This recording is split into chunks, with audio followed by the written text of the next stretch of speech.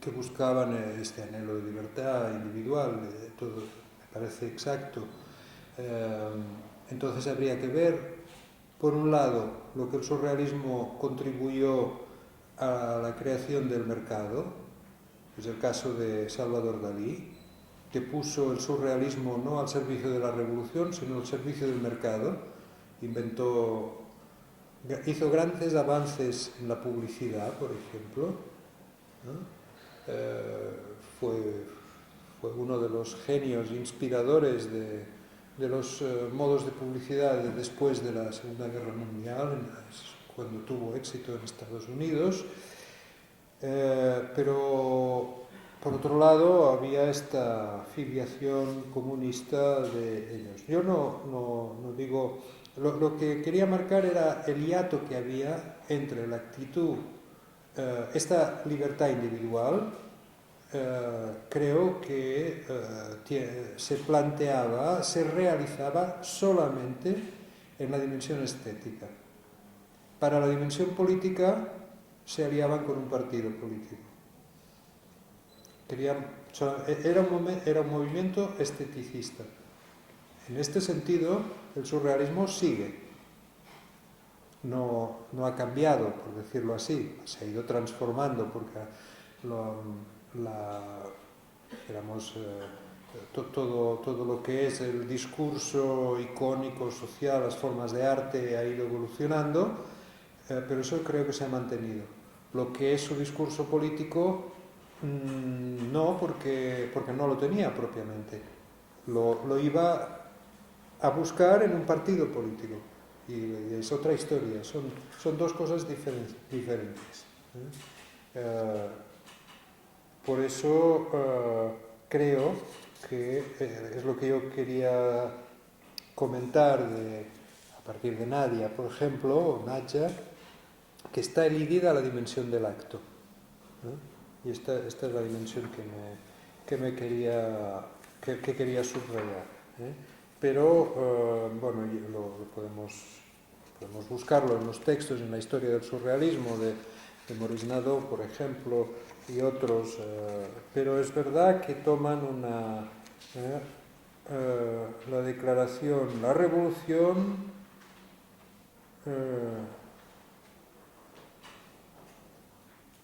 Breton leyó el Lenin de Trotsky, donde descubrió la profundidad de los presupuestos revolucionarios bolcheviques, y consideraba que Lautréamont, Freud y Trotsky eran los revolucionarios. Bueno, es una mezcla curiosa, surrealista. Ya Trotsky no está ahí. Ya no es Stalin, a lo mejor me he equivocado, era bolchevique más que stalinista, pero entonces rectifico, pero ya digo que hay que ir a buscar. No son muy claros. No, por Luis Aragón es claro. Bueno, Luis Aragón también, seguramente, sí. Pero por André Breton yo pienso que su camino es diferente. Bueno, pues André Breton era un hombre, al menos por lo que yo he podido leer, bastante sinuoso en su camino. Como personalidad tenía algo interesante, era precisamente que esa calidad de sinuoso y quizá de un poco ecléctico le permitía acoger a la gente. Yo creo que el papel de André Breton, al menos lo que me ha quedado a mí, las lecturas que he hecho, era un hombre muy acogedor. Cualquiera que se acercaba, él le invitaba a la tertulia, le daba un camino, le daba paso, y en este sentido provocaba la creatividad de los artistas. Es su dimensión de generosidad. En el año 33, tengo notas, no tengo ahora, me voy a poner, pero por ejemplo tengo anotado aquí que en el año 33 Breton, Éluard y Crevel fueron excluidos del Partido Comunista. Por tanto, si fueron excluidos es que lo fueron.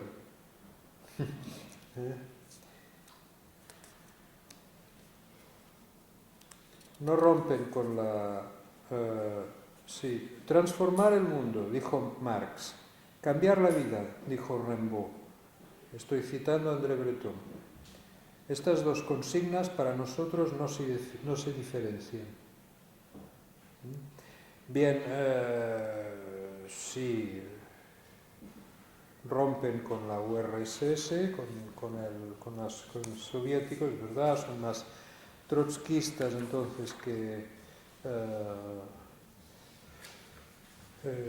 pero esto, sí, Aragón viajó a la Unión Soviética y volvió comunista convencido.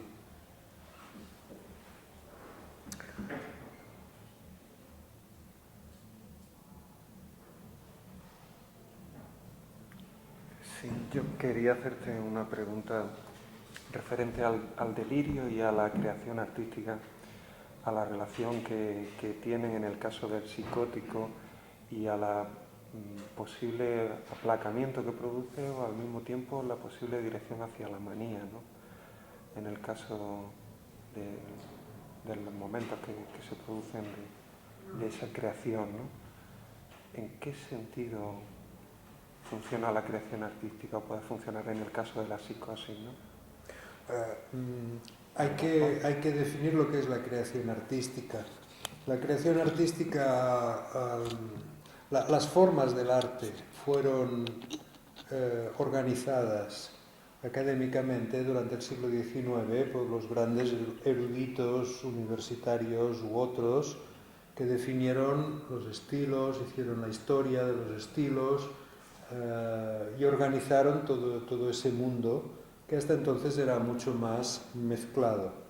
Hoy un museo tiene un museo bien hecho de pintura, por ejemplo, tiene su sala pintura medieval, pintura gótica, renacimiento, barroco, y consideramos que tiene que ser así, pero antes del siglo XIX en un museo había una concha gigantesca recogida en el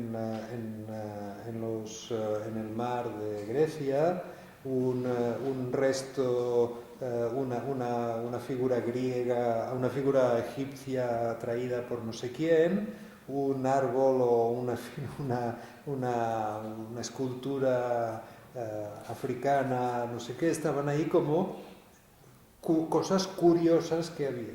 La organización de los estilos es del siglo XIX, la organización seria de los estilos ya en el XVIII, pero cuando se hace toda esa clasificación y se hacen las grandes historias del arte es en el siglo XIX. Y entonces, claro, todo esto se organiza como estilos artísticos. Si tomamos estilos artísticos, creación artística desde este punto de vista, bueno, como diríamos, las cosas están ya clasificadas, no sé si cabe nadie más, pero aquí lo que el surrealismo, creo yo, que descubrió, inició, levantó la punta del velo, ¿no? Y luego el psicoanálisis aplicado a la psicosis nos obliga a repensar es el proceso mismo de creación artística. Que el surrealismo permitió desjerarquizar el arte. Fue una reacción contra toda esa jerarquización que se hizo en el siglo XIX. Cuando Walter Pater escribió libros sobre las piedras de Venecia y a partir de aquel momento había que ir a Venecia porque era lo más bonito eran cicerones, eran guías de la burguesía que viajaba para ir a sitios y ver las maravillas del mundo. No sé de qué época son las maravillas del mundo, que son los lugares a los que hay que ir. Todo eso creó una jerarquización y el surrealismo permitió desjerarquizar.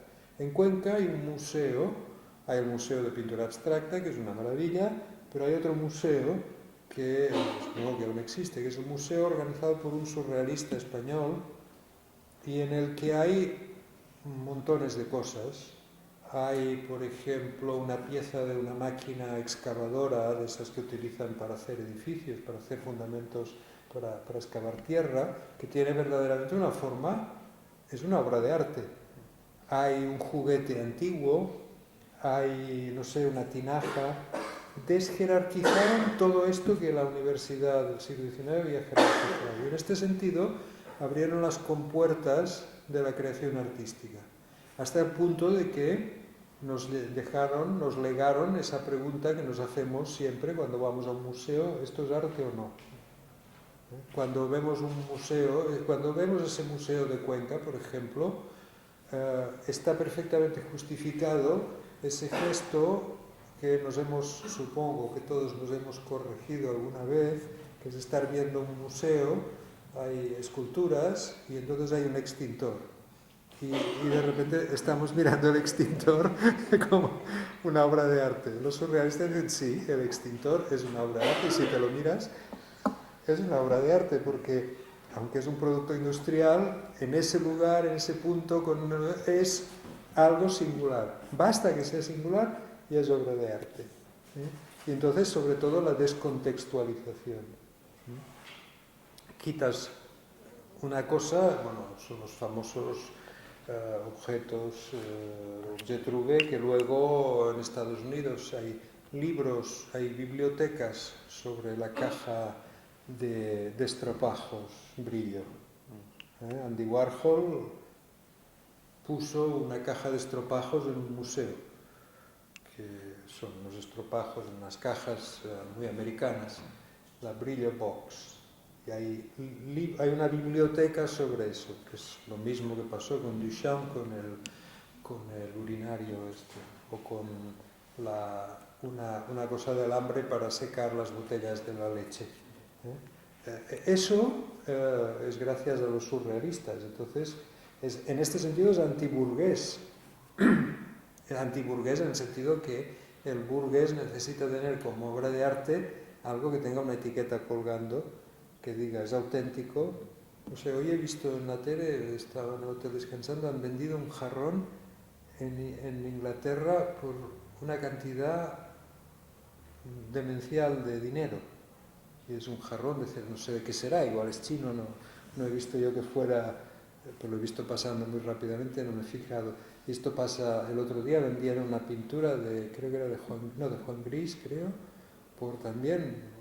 Esto es un acto surrealista, pagar ese dinero por una pintura, ¿no? Y bueno, entonces, hoy creo que todos nos ponemos delante del arte con esta pregunta: ¿esto es arte o no? Y esto es muy útil para la psicosis, porque psicóticos brillantes como Hölderlin, como Strindberg, que es lo que estudió Jaspers, tiene Van Gogh, eso son producciones de la psicosis, sí, pero también son obras de arte. Entonces, como diríamos, hasta entonces se aceptaba la obra de arte si tenía calidad, y si el autor estaba loco, a lo mejor era un plus, era como un barniz que tenía un aura de algo un poco más sagrado. Pero ahora no, y esto va muy bien para tomar las producciones de las creaciones de la psicosis desde esta posición psicoanalítica de desjerarquización de todos los discursos. La atención flotante, que se tradujo el término freudiano, no es exactamente esto, sino es exactamente esto: desjerarquizar el discurso. Y por tanto, un escrito de un psicótico que no tiene calidad artística da igual, es una creación, y como tal forma parte de su síntoma. Con esto se amplía el concepto de síntoma, y podemos inscribir o reinscribir esta creación en el proceso, no diré de cura, pero al menos sí de tratamiento de la psicosis. Entonces podemos ver cómo ese trabajo, por ejemplo en la manía, es verbal, pero